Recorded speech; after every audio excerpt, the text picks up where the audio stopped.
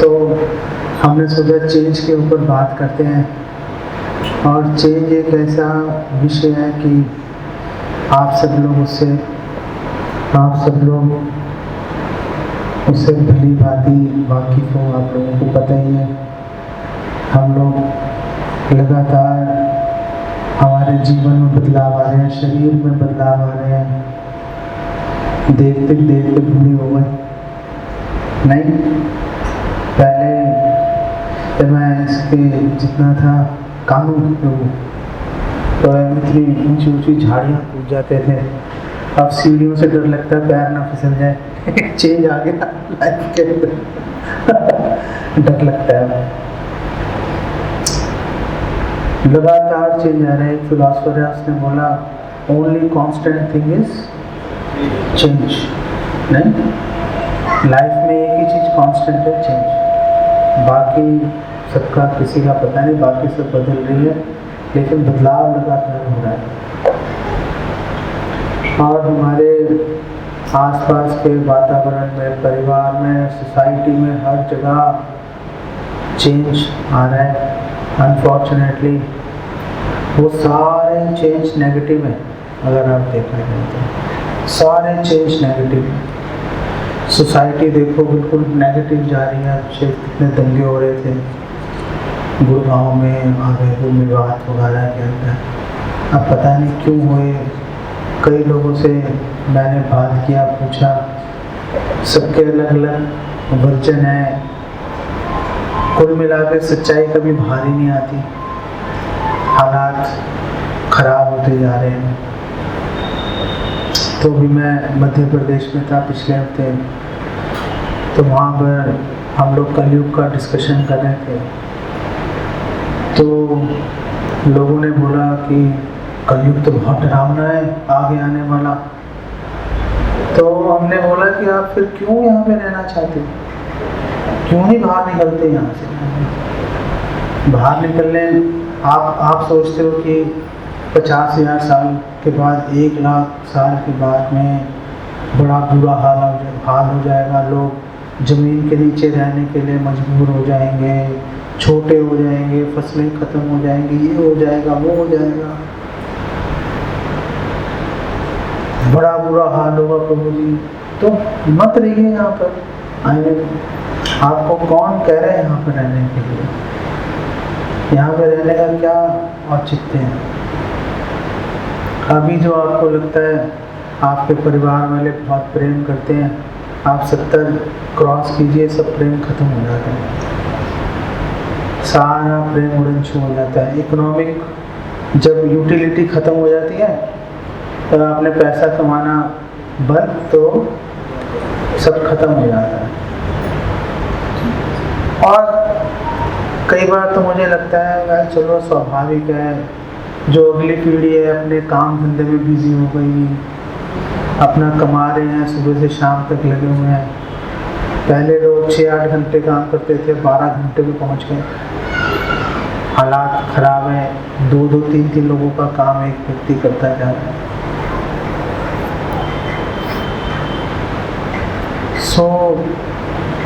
इतने भयानक दावानल जैसे एटमॉस्फेयर में आखिर कौन समझदार व्यक्ति है जो रहना चाहेगा? तो क्यों हो रहा है ये सारा काम? क्यों हो रहा है? तो भगवान विष्णु ने महाराज पृथु को बता रहे थे, भागवतम के 4थे स्कंद में आ रहा है कि भिन्नस्य लिंगस्य गुण प्रवाह, कि ये जो सारे चेंजेस आ रहे हैं पूरे संसार के अंदर, हमारे शरीर में, वो सब क्यों आ रहे हैं? गुण प्रभाव, जो 3 प्रकृति के गुण हैं बहुत तेजी के साथ काम करते जा रहे हैं। तो हमारे आसपास की चीज़ें बहुत तेजी के साथ बदलती जाती हैं। तो बदलाव के साथ हम भी बदल रहे हैं। हम भी भौतिक जगत से लड़ने के लिए, भौतिक जगत में अपनी सिचुएशन कंफर्टेबल बनाने के लिए हम लोग भी लड़ाई कर रहे हैं, पूरा प्रयास कर रहे हैं हम लोग। और फिर उस प्रयास के अंदर जब हम हताश हो जाते हैं, फिर सौभाग्य से कोई भक्त हमसे टकरा जाता है तो भक्ति में भी आ जाते हैं। आप सब लोग आ ही गए, कुछ लोग आप आ चुके हो, कुछ सोच रहे हैं अभी क्या करें, आए ना आए। तटस्थता शक्ति बने हुए हैं कि भक्ति में घुसे कि नहीं घुसे, अभी सोच रहे हैं, इवैल्यूएट कर रहे हैं।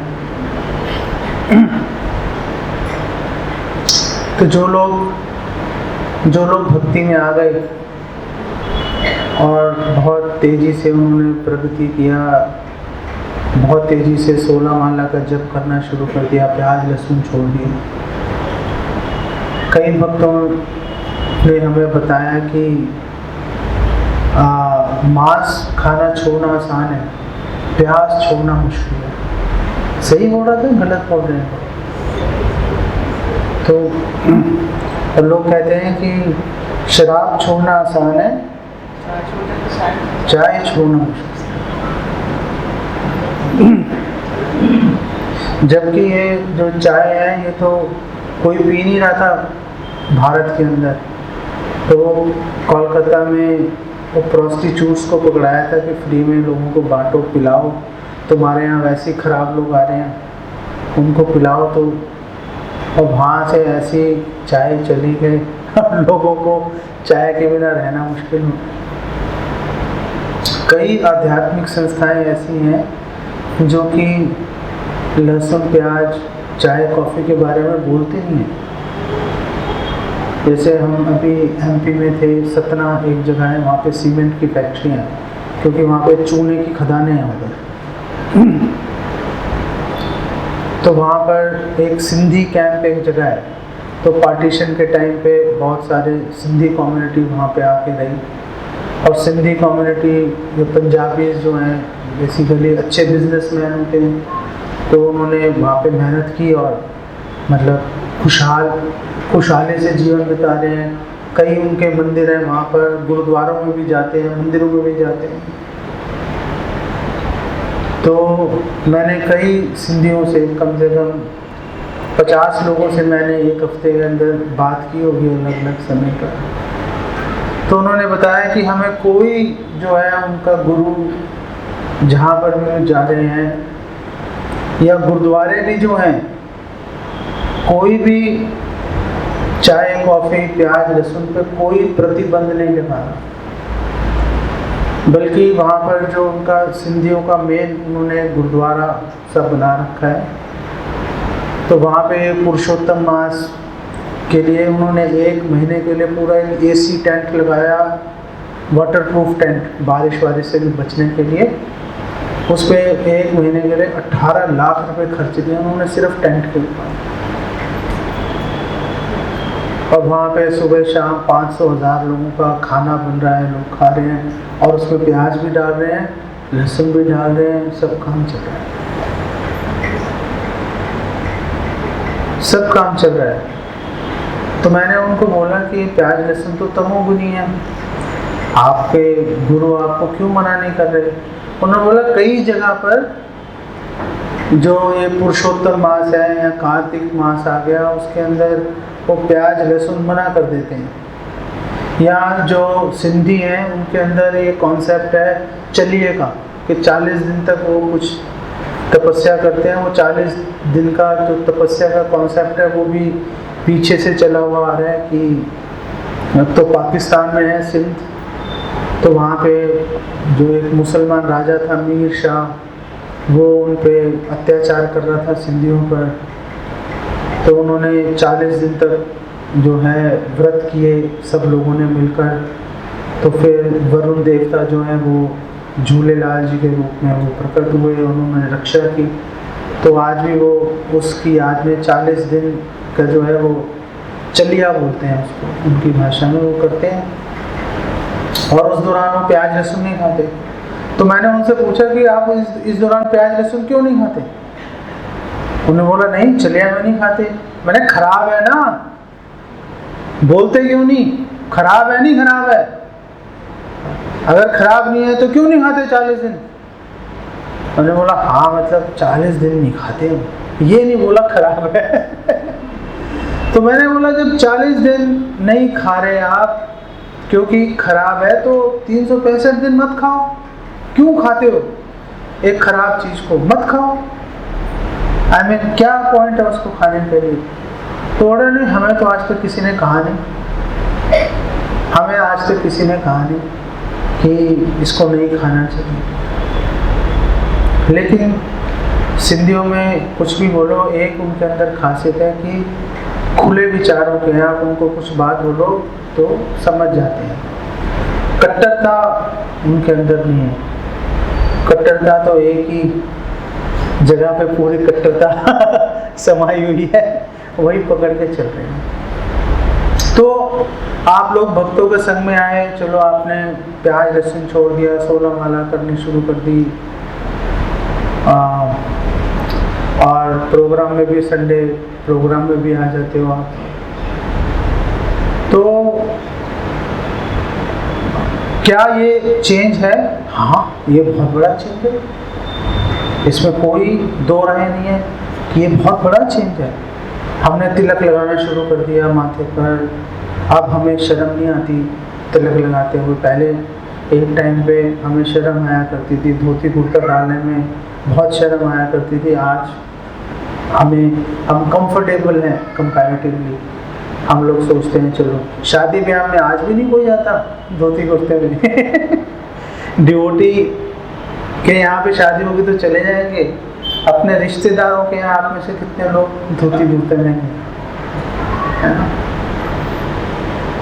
बल्कि पीछे हमारे यहाँ से रिश्तेदारों में शादी थी तो मेरे घर वाले कहते थे आप धोती कुर्ते में मत जाना वहाँ पर प्लीज।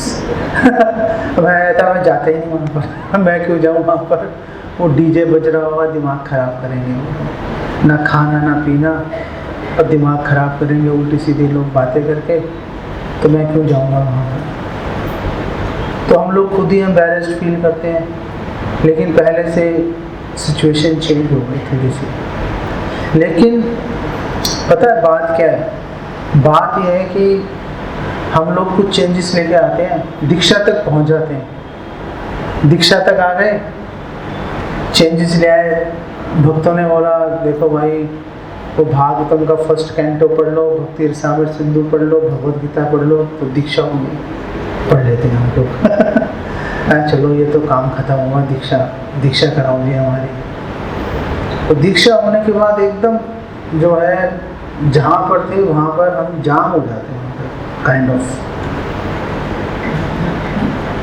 जो हम प्रोग्रेस करते हैं ना, जो हम आगे बढ़ते हैं, 16 माला शुरू कर दिया, प्याज लहसुन छोड़ दिया, तो ये सब तो मुझे लगता है कि वो पिछले जन्मों में हम एक जगह छोड़ के आए थे, अब पहुँच गए वहाँ पर, पकड़ लिया वहाँ से। क्योंकि भगवान भगवद गीता में कह रहे हैं नेहा विक्रम नाशोस्ति प्रत्यवायो न विद्यते सुअल्पमपि यस्य धर्मस्य त्रायते महतो ज्ञान। ना कम होगी आपकी भक्ति ना नष्ट हो, तो अब नष्ट नहीं हुई ना कम हुई भगवान की दया से। तो जहाँ छोड़ी थी पिछले जन्म में वो यहाँ पे आके पकड़ ली। अब वो पकड़ ली, उसको हम सोचते हैं कि हमने एडवांस हो गए हम, लेकिन हमारी नज़र में वो एडवांसमेंट नहीं है। हमारी नज़र में तो ये है कि आप पीछे छोड़ के आए थे, पहले भी नहीं पूरी की, हम भी उसी कैटेगरी में हैं। मैं क्या आपको रहा हूँ, अगर मेरी पूरी हो गई तो मैं आपके सामने क्यों बैठा होता। मैं भी कहीं और आराम से कल्प वृक्ष के नीचे बैठ के खीर वीर खा रहा होता। लेकिन मैं भी आपके साथ ही हूँ, लेकिन अब देखो मुझे माइक मिल गया, आपको माइक नहीं मिला, बस यही फर्क है। तो अब पीछे जहाँ पे छोड़ के आए थे आके पकड़ लिया, बस फिर अब क्या है कि जहाँ पर हम हैं हमें ये सोच के चलना चाहिए कि हमने कोई इसके लिए एफर्ट नहीं किया, एफर्टलेसली यहाँ तक पहुँच गए, कोई पसीना नहीं बहाया, हमने कुछ नहीं किया। और बल्कि एक्चुअली में अगर आप देखो तो आपको तो डिवोटीज मतलब गोदी में उठा के चल रहे हैं आपको। आप आते हो, आपकी वेट करते रहते हैं।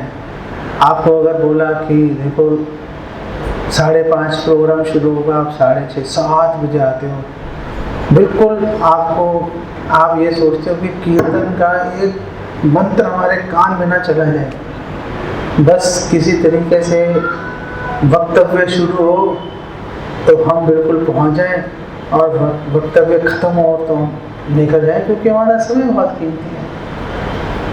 तो हम बिल्कुल मौके पे आते हैं हम लोग।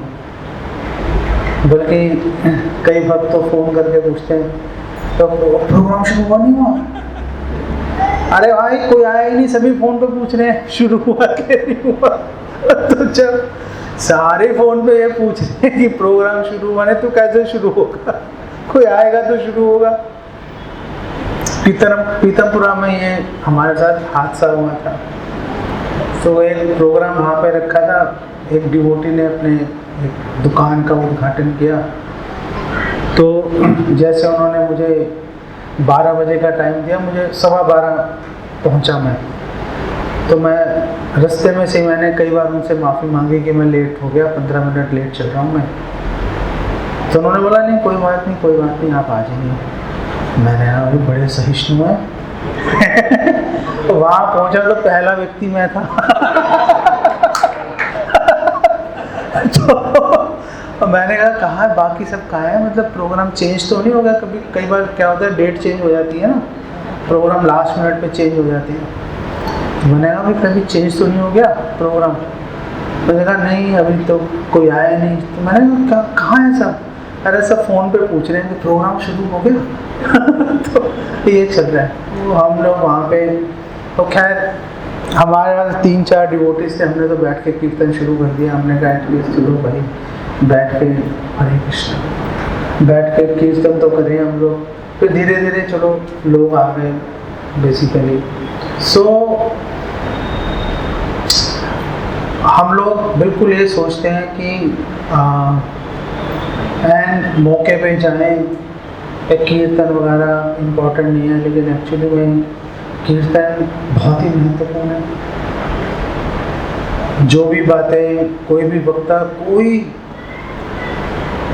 बड़े से बड़ा वक्ता आके आपको कुछ भी बताएगा, उसको समझने की ताकत कीर्तन से है। आप सोचो कि हम अपने माइंड से आध्यात्मिकता को, स्पिरिचुअलिटी को समझ लेंगे, पॉसिबल नहीं है। जब आप कीर्तन करोगे, कीर्तन भगवान को अनेक प्रकार की प्रेयर्स कीर्तन के अंदर छुपी हुई हैं। तो चाहे हम उन प्रेयर्स को बोले नहीं बोले, भगवान अपना काम करते हैं। तो जब हम कीर्तन में भाग लेंगे तो हमें बातें समझ में आएंगी। जो आप लोगों ने पढ़ा वो आपको समझ में आना शुरू हो जाएगा। दिमाग में बहुत सारे डाउट्स होते हैं, शंकाएं होती हैं, वो सब कीर्तन में बैठ के आप भाग लें और भगवान को प्रे करें, डाउट्स खत्म हो जाते हैं। बहुत सारी चीज़ें कीर्तन के अंदर होती हैं, लेकिन हम लोग इतने उत्साह से कीर्तन में भाग नहीं लेते उनको। तो मैं ये आपको निवेदन कर रहा था कि हम लोग जहाँ पर आज तक पहुँचे या दीक्षा तक, तो हम तो ये मान के चलते हैं कि पीछे छोड़ के आए थे आप और यहाँ से आपने वापस पकड़ लिया। तो अब सवाल ये है कि पीछे भी छोड़ के आ गए थे, हम पूरा नहीं कर पाए थे, तो वहाँ पे भी हमने कुछ ना कुछ तो गलतियाँ की होंगी ना। I mean, वहाँ पर भी हम ऐसे ही कर रहे होंगे जैसा आप कर रहे हैं, कि बिल्कुल निक ऑफ टाइम पे पहुँचते होंगे और हमने अपने लाइफ में चेंजेस लाने बंद कर दिए होंगे। हमने सोचा होगा बस बहुत हुआ, इतना बहुत है भाई, 16 माला, 4 नियम, भोग लगा के खाना, बस ये बहुत है। लेकिन एक्चुअली में ये बहुत नहीं है, एक्चुअली में ये बहुत नहीं है। हम लोगों को हर क्षण अपने जीवन में हमें चेंजेस लाने चाहिए। जैसे श्रील प्रभुपाद है, श्रील प्रभुपाद ने देखो, श्रील प्रभुपाद जब गृहस्थ जीवन में थे फिर भी श्रील प्रभुपाद सर्विस के लिए, भगवान की सर्विस के लिए, प्रचार के लिए हमेशा प्रयासरत रहते थे। और फिर श्रील प्रभुपाद ने संन्यास लिया और राधा दामोदर मंदिर में आराम से रह रहे हैं। भक्ति कर रहे हैं, लोग उनको रिस्पेक्ट कर रहे हैं, क्योंकि स्कॉलर व्यक्ति जो होगा, जो विद्वान आदमी है, वो कहीं पे जाकर बैठेगा अपने आप उसकी रिस्पेक्ट होनी शुरू हो जाएगी। जो विद्वान आदमी है जैसे ही एक लाइन बोलेगा लोग उसके पीछे चलेंगे, क्योंकि उसके पास में नॉलेज है और श्रील प्रभुपाद के पास रियलाइज्ड नॉलेज है। तो वहाँ पर पूरी रिस्पेक्ट मिल रही थी। राधा दामोदर मंदिर में रूपा गोस्वामी समाधि मंदिर के साथ ही रह रहे हैं, दीवार कॉमन चल रही है वहाँ पर, लेकिन फिर भी श्रील प्रभुपाद, और ये गृहस्थ से संन्यास में आना बहुत बड़ा चेंज है, लेकिन प्रभुपाद वहाँ पे रुके नहीं उस चेंज पे ना, वो आगे और चेंजेस लेके आए अपने जीवन में। गुरु की आज्ञा के लिए अमेरिका चले गए और अमेरिका जाते समय उनको इतनी प्रॉब्लम आई, 3 हार्ट अटैक्स आ गए और वहाँ पे अमेरिका में पैरालिसिस हो गया। वो जो नशेड़ी है, एक नशेड़ी रात को 2 बजे उसने 1-2 बजे प्रभुपाद पे जानलेवा हमला करने की कोशिश की। बर्फ़ गिर रही है, प्रभुपाद ने टोपी डाली हुई थी, वो जो कानों को ढकने वाली टोपी होती है, और एक चादर लेके बर्फ़ के अंदर पूरी रात खड़े रहे श्रील प्रभुपाद, क्योंकि ऊपर रूम में जाएंगे वो पता नहीं नशेड़ी क्या करते हैं। फिर भी प्रभुपाद ने प्रचार करते रहे। फिर चलो अमेरिका में एस्टैब्लिश हो गया भगवान की दया से। प्रभुपाद ने करताल से शुरू किया, पेड़ के नीचे बैठ के पूरा अमेरिका भक्त बना दिया, लेकिन वहाँ पर भी रुक नहीं रहे, चेंजेस लगातार लेके आ रहे हैं, पूरे वर्ल्ड के बारे में सोच रहे हैं। यूके में 3 गृहस्थ फैमिलीज को भेज दिया उन्होंने, पूरे यूके में भक्ति का प्रचार शुरू कर दिया। प्रभुपाद पूरा वर्ल्ड प्रभुपाद ने घुमा। इनफैक्ट अगर आप लोग तो देखते नहीं ना वीडियोस, या आप लोग पढ़ते नहीं, आप प्रभुपाद के जो डिसाइपल्स हैं जो उस समय प्रभुपाद के साथ रह रहे थे, आप अगर देखोगे तो हैरान हो जाओगे उनकी बातें जो उन्होंने बताई, जो फोटोज हमारे पास उपलब्ध है, जो वीडियोस हमारे पास उपलब्ध हैं। इनफैक्ट जो लास्ट ट्रिप श्रील प्रभुपाद ने पश्चिमी देशों का लगाया, तो प्रभुपाद चलने की हालत में मिले थे और वृंदावन से दिल्ली जा रहे थे एयरपोर्ट के लिए, तो उनको उठाकर उनको जो है गाड़ी में बिठाया। मतलब ऐसी हालत में भी रुक नहीं रहे। हम लोग सुविधा असुविधा और बहुत सारी हम फैक्टर्स को दिमाग में सोच के हम ये फैसला करने का प्रयास करते हैं कि कुछ करें कि नहीं करें। जहाँ पर भी हमें व्यक्तिगत असुविधा लगती है वहाँ पर हम जो है बेसिकली ब्रेक लगा देते हैं, हम बोलते हैं नहीं अभी करना ठीक नहीं है। इनफैक्ट भक्तिविनोद ठाकुर चेंज की बात कर रहे हैं, और भक्तिविनोद ठाकुर बोल रहे हैं कि हर एकादशी को देखो कि आप पिछली एकादशी कहाँ थे, इस एकादशी कहाँ पहुँचे। तो चेंज की बात कर रहे हैं ना, कि आप देखो आपने अपने पिछले 15 दिन में आप अपनी लाइफ में क्या चेंज देखा है। हम लोग अगर बहुत ईमानदारी से देखेंगे तो हम कई सालों में भी कोई चेंज अपने लाइफ में अनफॉर्चुनेटली देख नहीं पाते। हम लोग जैसे हम 3, 4, 5 साल पहले थे, आज भी दीक्षा के बाद विशेष रूप से हम आज भी वैसे ही दिखाई देते हैं। एक फिलोसोफर है पाश्चात्य देश में, उसका नाम मुझे ध्यान नहीं आ रहा, उसने एक पागलपन की डेफिनेशन लेके आया है। तो पागलपन क्या होता है? तो उसने बोला कि एक ही काम को एक ही तरीके से करना और डिफरेंट रिजल्ट एक्सपेक्ट करना पागलपन है। नहीं, एक काम है जैसे पहले कर रहे थे वैसे ही कर रहे हैं, अच्छा ऐसे हुआ, फिर वैसे किया वही रिजल्ट आया, फिर वैसे अरे भाई वही रिजल्ट आएगा। तो हम लोग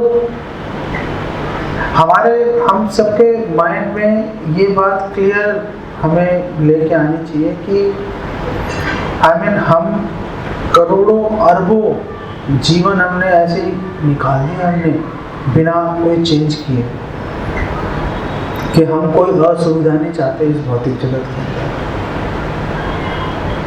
कोई असुविधा नहीं चाहते। बल्कि एक बार तो हिज होलीनेस भक्ति विकास महाराज कह रहे थे कि हम लोग इतने आंसू बहा चुके हैं कि समुद्र भर जाए, इतने आंसू बहा चुके हैं हम। तो क्या पता ये जो प्रशांत महासागर है हमारे आंसुओं से ही बना हो, खा रहा है, आंसू भी खा रहे होते हैं, मैच तो कर रही है बात आपस में। कुछ कहा नहीं जा सकता, हम ही लोगों ने रो रो के भरा होगा उसको, कुछ कहा नहीं जा सकता। तो मेरा आप सब भक्तों से निवेदन है जो दीक्षित नहीं है, जिन्होंने गुरु की शरण ली, प्लीज प्रायोरिटी बनाओ, प्राथमिकता बनाओ कि गुरु की शरण स्वीकार कीजिए। जो उसके रास्ते में अड़चन आ रही है उसको हटाएं उस अड़चन को। अगर प्याज लहसुन उसमें अड़चन आ रहा है हटा दीजिए, चाय कॉफी अड़चन आ रही है हटा दीजिए,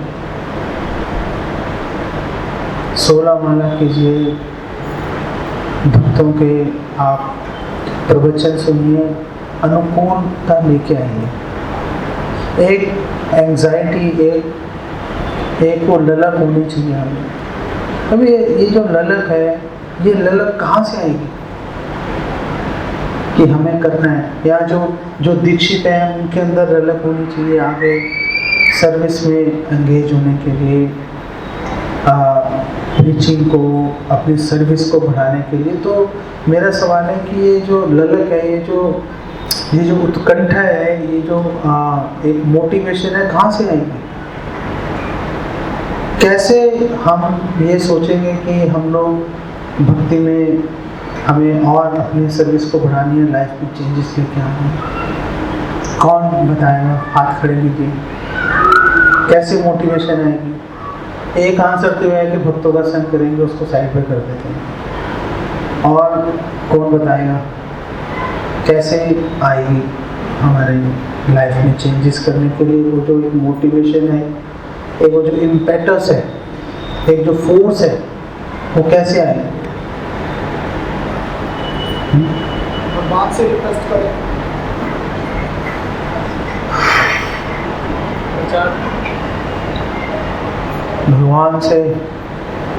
भगवान से क्या रिक्वेस्ट करोगे? भगवान से हम कृपा क्यों मांगे? भगवान से कृपा मांगने का मतलब है भगवान अपनी कृपा नहीं दे रहे। ये तो भगवान तो इतनी कृपा कर रहे हैं कि आप सीधा जाके वैकुंठ में गोलोक में रुकोगे।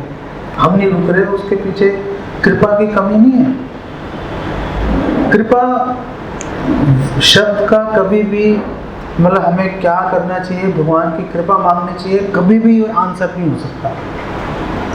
आपके पास अगर आध्यात्मिकता में अगर 1 करोड़ क्वेश्चन आए कि इसमें क्या करें, उसमें क्या करें, भगवान की कृपा उस 1 करोड़ क्वेश्चन में से एक का भी आंसर नहीं हो सकता, क्योंकि वो तो है ही। हम ये कह ही नहीं सकते कि कृपा नहीं है। ये कहना ही भगवान के ऊपर लांछन लगाना है कि ये आपने रोक रखा है। हम तो तैयार हैं, हम तो तैयार हैं। हमारे में क्या कमी है भाई? आप बताओ हमारे में क्या कमी है? हम तो तैयार हैं।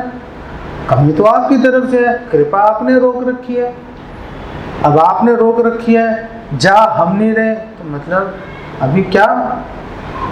मतलब बात तो गलत है ना भगवान जी, बात तो गलत है। कृपा कभी भी आंसर नहीं हो सकता। अगर आपको 1 करोड़ क्वेश्चन पूछे, कभी कृपा का नाम मत लीजिए, कभी नाम मत लीजिए कृपा का, क्योंकि वो है ही पहले से। आप क्या कह रहे थे? प्रचार क्या? भगवान का नाम प्रचार ज़्यादा करें, एंगेज रहें, समय कैसे? सवाल है कि कैसे? वो सर्विस होगी ना, वो प्रचार ज़्यादा से ज़्यादा करने की ललक कैसे आएगी? हाँ, सत्संग तो चलो हमने डिवोटी एसोसिएशन बोल दिया ना, उसको हमने पहले साइड में कर दिया था उसको। जो हमारा मतलब विरक्ति से मोटिवेशन नहीं आती, विरक्ति से मन नहीं भागेगा इधर उधर, लेकिन मोटिवेशन आने के लिए एक पॉजिटिव चीज चाहिए। फंडामेंटल डार्कनेस को कम करके कृपया समर्पित करें। तो फंडामेंटल डार्कनेस क्या है? फंडामेंटल को हटा दो, सब डार्कनेस ही है। आई मीन वो कैसे हटेगी? उसको हटाने के लिए वो जो एक पावर है, वो एक मोटिवेशन कहाँ से आएगी कि ये डार्कनेस हटानी है? मैंने मान लिया हटानी है, कैसे? मतलब वो मोटिवेशन कहाँ से आएगी? और बढ़ाना प्रभु के पास समर्पित होने के आचरण में तो इच्छा शक्ति कैसे बढ़ेगी? वही तो मेरा क्वेश्चन है।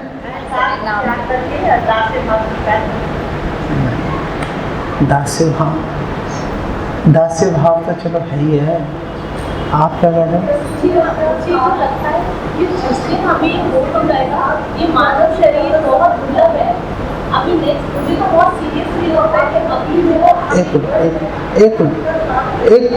एक मिनट, मैं अभी आता हूँ आपके पास, आपकी बात सुन के रहूँगा। हाँ, जो हमें मानव शरीर मिला है, हमें इतना कुछ दिया है भगवान ने, इतने बड़े ब्रह्मांड में हमें उसकी कदर नहीं, हमें समझ नहीं है। हमारे पास बहुत बड़ा दुर्लभ अवसर है जो हम वेस्ट कर रहे हैं, और नेक्स्ट जन्म में कहीं कबूतर बनके सो रहे होंगे और ऐसी ही किसी जगह में सोना चाहेंगे तो लोग सबसे पहले हमें भगा देंगे, और अभी हर शब्द जाता जा रहा है, हर तो बहुत सीरियसली। अब चलो, आप मोटिवेशन क्या है? सर प्रभु जी, मोटिवेशन तो यही है कि क्या? से भी होती है ना, ये चलो एट बेस्ट नेगेटिव मोटिवेशन है, वैराग्य की तरह। ये तो नेगेटिव मोटिवेशन है ना। अध्ययन करना पड़ेगा। भागवतम है और ये जो भगवत गीता, इसमें अध्ययन करना पड़ेगा, इससे भी हम सब बड़े आगे। अध्ययन करते समय क्या ढूंढें? चलो सवाल को आपके लिए चेंज कर देता हूँ। अध्ययन तो कर रहे हैं सब, आप लोग पढ़ते हो? कभी कभी नहीं पढ़ते साल 6 महीने में? हैं? कोई कितने लोग पढ़ते हैं? अब देखो आप, मतलब अब क्या बोले? चलो उनकी बात सही आ गई ना, अध्ययन की। सो अध्ययन, लेकिन क्या सोच के करें?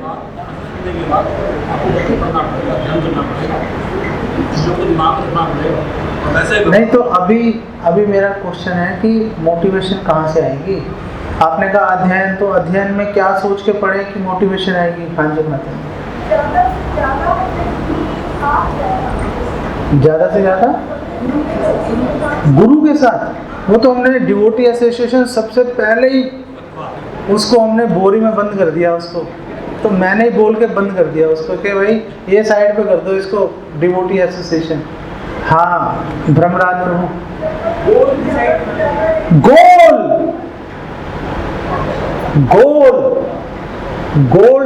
होना है। गोल डिसाइड नहीं होना चाहिए, गोल क्लियर होना चाहिए। गोल डिसाइड नहीं होना चाहिए, गोल क्लियर होना चाहिए। गोल क्लियर होगा तो ही तो उसके लिए कदम बढ़ाओगे। अंबानी, अडानी और ये HDFC का कौन है वो जो मालिक है? पारिक, दीपक पारिक। वो कैसे मतलब इतना धन कमा रहे हैं? वो क्वार्टरली प्रॉफिट्स ही हजारों करोड़ में जा रहा है। कैसे? गोल क्लियर है उनको कि ये करना है हमने। लक्ष्य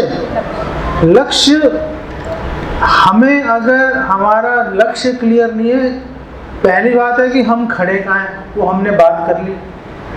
हमने पिछले 30-35 मिनट इसी पे लगा दिए। अब जाना कहाँ है, वो अगर क्लैरिटी आएगी तो फिर तो रास्ता मिल जाएगा अपने आप। फिर तो गोल की क्लैरिटी बहुत इंपॉर्टेंट है। जब तक हमें गोल की क्लैरिटी नहीं होगी, अगर हम भक्ति में सुस्ती दिखा रहे हैं, आलस्य दिखा रहे हैं, अगर हम सेवाओं में नहीं लग रहे, इसका 2 मतलब है इसके। इसके दो मतलब हैं। पहली बात तो ब्रह्मराज प्रभु ने बोल दी कि गोल क्लियर नहीं है। अगर गोल क्लियर होता, आप मुझे बताओ, अगर गोल क्लियर होता तो मतलब, तो फिर मतलब आलस्य कैसे कोई दिखा सकता है? कल मुझे एक व्यक्ति मिला, वो बता रहा था कि उसकी बिटिया ने सीए का एग्जाम दिया, फाइनल ग्रुप का, और 212 नंबर आ गए। उसके 200 नंबर चाहिए होते हैं, लेकिन एक पेपर में वो 60 की जगह 59 हो गए तो फेल हो गए। वो कह रहा था उसका रो रो के बुरा हाल है, क्योंकि उसको गोल क्लियर था, मुझे ये पास करना है। नहीं कर पाई, रो रही थी बेचारी। चलो आपसे पूछ रहे तो आप लोग कभी रोए? एक सिंपल सा क्वेश्चन है, आप लोग कभी परेशान हुए कि भाई आगे नहीं बढ़ रहे हम लोग? हम लोग कभी परेशान नहीं है? तो ठीक चल रहा है भाई, जैसे चल रहा है ठीक चल रहा है। मतलब क्यों? क्योंकि हमें गोल क्लियर नहीं है। और दूसरी बात क्या है? गोल क्लियर नहीं है, और दूसरी बात यह है कि हमें हायर टेस्ट नहीं मिल रहा। अगर हायर टेस्ट मिलेगा तो अपने आप भागेंगे। हायर टेस्ट मिलेगा, अपने आप भागेंगे। जो शराबी है कहीं पर भी होगा, कुछ भी करेगा, वो शराब की दुकान बंद होने से पहले पहले पहुंच के अपना सामान सुरक्षित कर लेगा। वो उसको वो टेस्ट चाहिए ना, उसके बगैर जी नहीं पा रहा वो। हम लोग, हमें कोई फर्क नहीं पड़ता, हमें कोई फर्क नहीं पड़ता। पता नहीं मैंने आपको ये उदाहरण कभी पहले बताया था, नहीं बताया था। एक साधु था, बिल्कुल मतलब एक कोपीन उसने बांधा हुआ, एक लोटा उसके हाथ में। तो वो जा रहा था बाजार में से, बहुत बड़ी दुकान थी नगर सेठ की। तो उसने वो दुकान को देखा और रोना शुरू कर दिया। अब आप सोचो कि आपकी दुकान हो, इतना बड़ा शोरूम हो, उसके सामने एक नंग धड़ंग सन्यासी, एक साधु खड़ा हो और जोर जोर से रो रहा हो, तो आपको पसीने छूटेंगे नहीं छूटेंगे? अब भाई दुकानदारी खराब हो रही है हमारी। तो उसने कहा, वो क्यों रो रहे हो महाराज, क्यों रो रहे हो, क्या चाहिए? मैं देता हूँ ना, क्या चाहिए, आप साइड पे हो जाओ। दुकानदार उसको बोल रहा है, आपने तो सब त्याग कर दिया आपने, फिर क्यों रो रहे हो, किस चीज के लिए रो रहे हो?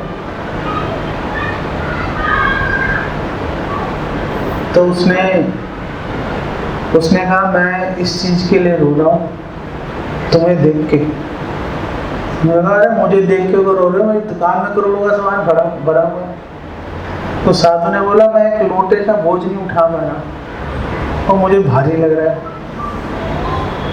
और मैं ये सोच रहा हूँ कि तुम इतनी बड़ी दुकान का बोझ कैसे उठा के चल रहे हो, कितना दुख पा रहे हो तुम। लेकिन हम लोग ऐसा नहीं सोचते, हम लोग ऐसा नहीं सोचते। हम लोग जो हायर टेस्ट है उसके बारे में हम कोई विचार नहीं करते हैं, हमारे लिए वो इम्पोर्टेंट नहीं है।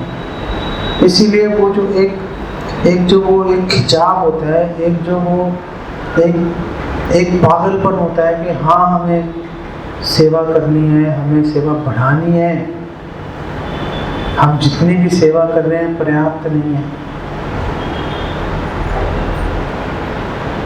वो भावना हमारे अंदर, ये दो चीज़ों की कमी है, गोल भी क्लियर नहीं है और हायर टेस्ट भी नहीं मिल पा रहा। तो मेरी आपसे प्रार्थना है, इसके ऊपर आप प्लीज, टाइम खत्म हो गया, क्या कर सकते हैं, इसके ऊपर काम कीजिए। इसके ऊपर काम करोगे तो कुछ संभावना है, संभावनाएं खत्म नहीं हुई, संभावना है। आप लोग अभी भी भगवान के धाम जाने के लिए सर्वथा योग्य हो, पूरी अपॉर्चुनिटी है। लेकिन आप चेंज लेके आइए, जो दीक्षित नहीं है प्लीज पूरा दम लगाइए, दीक्षा लीजिए। जो दीक्षित भक्त हैं, दीक्षित भक्तों के चरणों में मेरा सविनय निवेदन है कि आप लोग जहाँ पर हो वहाँ पे प्लीज अटके मत हो, प्लीज अटके मत हो। मैं मान लेता हूँ आप बहुत सारी सेवाएं कर रहे हो, मैं मान लेता हूँ, आपको मुझे बताने की जरूरत ही नहीं है, लेकिन चेंज लेके और बढ़ाओ सेवा को। बहुत कुछ करना बाकी है, बहुत कुछ किया जा सकता है। और अब तो आज कैसे अवसर मिल गया, अब तो आपके पास बहुत सुनहरा अवसर है। अब 1 महीने के बाद जन्माष्टमी आ रही है, आप लोग बिल्कुल मतलब आपके पास पूरा अवसर है कि आप लोग पूरा फैल जाइए आसपास ये आईपी एक्सटेंशन में और आसपास के जगहों पर आप जाइए। आप ये मत सोचिए कि आपके रिश्तेदार, आपके फ्रेंड्स क्या सोचेंगे जब आप उनको फ़ोन करके इनवाइट करोगे या आप उनको बोलोगे आप अपने घर पे प्रोग्राम्स करवाएं। आप मत सोचिए कि वो लोग क्या सोचेंगे। एक भिखारी जब रेड लाइट पे आपकी गाड़ी पहुंचती है, वो दरवाजा खटखटा के आपसे भीख मांगता है, वो नहीं सोचता कि आप क्या सोचेंगे। उसका काम है भीख मांगना। आपका काम है सेवा के अंदर एंगेज होना, प्रचार करना। आप मत सोचिए सामने वाला क्या सोचेगा। आपका काम है आप जाएं, जाकर जितने भी आपके जानकार हैं, जितने भी लोगों को आप जानते हैं, जिनसे जान पहचान निकाल सकते हैं, आप जाएं, जाकर उनसे बात करें, उनको यहाँ पर आने के लिए आमंत्रित करें, उनको बोलिए कि आप हमें अपने घर में बुलाएं, हम आपके घर में जाएंगे। हम जाकर वहाँ पर आपके साथ समय बिताएंगे, भगवान के बारे में बात करेंगे, भक्ति के बारे में बात करेंगे, उनके कल्याण के बारे में बात करेंगे। तो आप इस कार्य में आप लोग योगदान दीजिए। हर किसी को एक्सपर्ट प्रीचर होने की जरूरत नहीं है। एक प्रीचर के नीचे 1000 अगर उसको हेल्प करने वाले लोग होंगे, काम चलेगा। अगर आप लोग प्रचार कर सकते हैं आप कीजिए, हम आपको सपोर्ट देंगे। लेकिन अगर आप प्रचार नहीं कर सकते, आप प्रचार में सहयोग दीजिए, लोगों को लेके आइए, हमें लोगों के पास लेके जाइए। हम तैयार हैं जाने के लिए, हम आपको कभी ना नहीं बोल सकते। हमारे पास यहाँ पर इतने सारे प्रीचर हैं, आप कानों को लेके जाएंगे, इतना अच्छा जहाँ भी आप लेके जाएंगे, अकेला बिना डरे ये लोगों को बताएगा भक्ति के बारे में। क्योंकि हमें पूरा विश्वास है कि भक्ति के बारे में कानू को किसी भी नए व्यक्ति से करोड़ों गुना ज़्यादा पता ही है, उसमें कोई क्वेश्चन ही नहीं है। हमारे पास भंडार है ऐसे भक्तों का। हमारे छोटे छोटे बच्चे, 5-6 साल के बच्चे भी जाएंगे, वो भी प्रचार करके आ सकते हैं। आप लोग अवसर निकालना आप लोगों का काम है, आप लोगों की सर्विस है। आप इसमें योगदान दीजिए, भगवान के प्रिय बने। कुछ आशा की किरण आएगी भगवान के धाम में जाने के लिए। यहाँ पर विराम देता हूँ। अगर कोई 1-2 क्वेश्चन है तो ले लेता हूँ, क्योंकि 4 मिनट हम आगे चले गए। 7:45 का मुझे बोला था। आप लोग अगर कुछ कहना चाहते हैं, कुछ पूछना चाहते हैं तो आप पूछ सकते हैं। वैसे तो हाँ,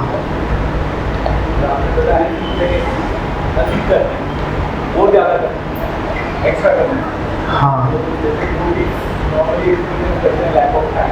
हाँ, समय कम होता है, करना ज़्यादा है, समय कम है। समय कम है, वो हमारा मेंटल ब्लॉक है। समय कम है या कुछ सिचुएशन साथ नहीं दे रही। और पीछे मैं आसाम गया था, तो एक हमारे डिवोटी माता जी है, यंग लड़की, तो निर्जला एकादशी के दिन उसने जो है एक बच्चे को जन्म दिया,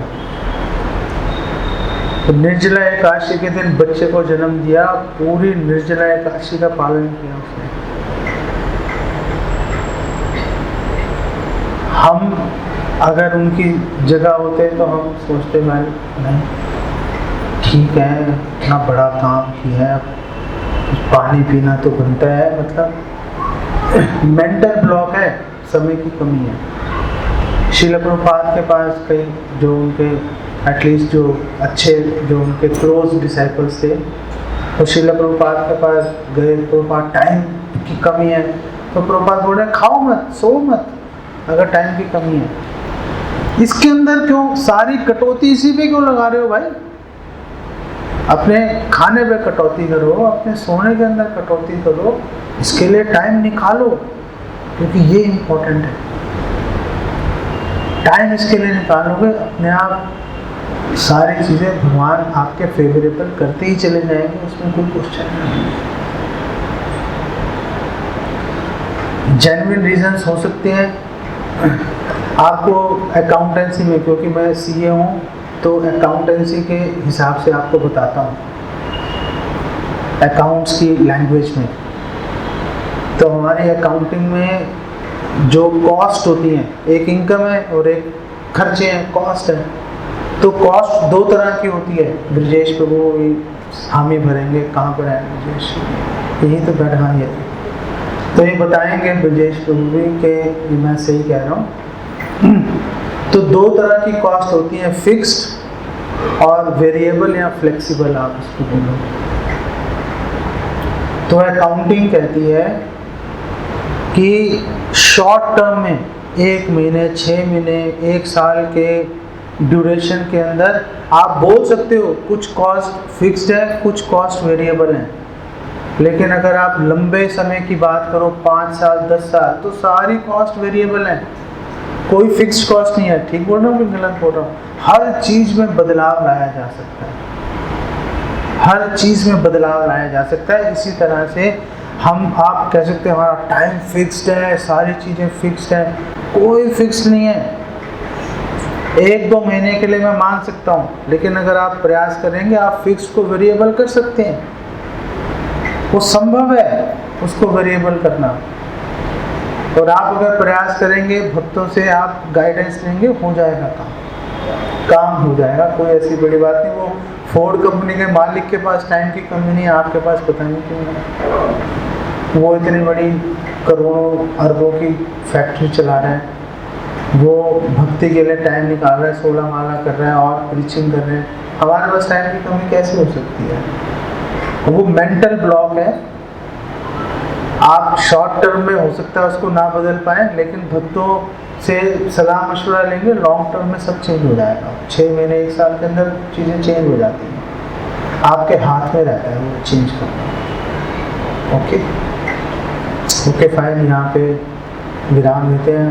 आपको कोई बात बुरी लगी हो, मैं आपसे हाथ जोड़कर माफ़ी मांगता हूँ, और मैं आपसे मेरी ये आशा है कि आप इस बात को आप गौर करेंगे और जिस भी सिचुएशन में आप हैं उस सिचुएशन में मत फंसे रहिए, चेंज कीजिए। चेंज करेंगे तो एक तो बोरियत से बचेंगे, चेंज करेंगे कुछ नया करने को मिलेगा, नए तरीके से करने को मिलेगा, कुछ लाइफ में एडवेंचर आएगा, कुछ जोश आएगा करने के लिए, भगवान को सेटिस्फाई करने का मौका बढ़ेगा। विन विन सिचुएशन है अगर आप चेंज करने के प्रयास करते हैं। हरे कृष्णा हरे कृष्णा हरे कृष्णा कृष्णा कृष्णा हरे हरे हरे राम हरे राम राम राम हरे हरे।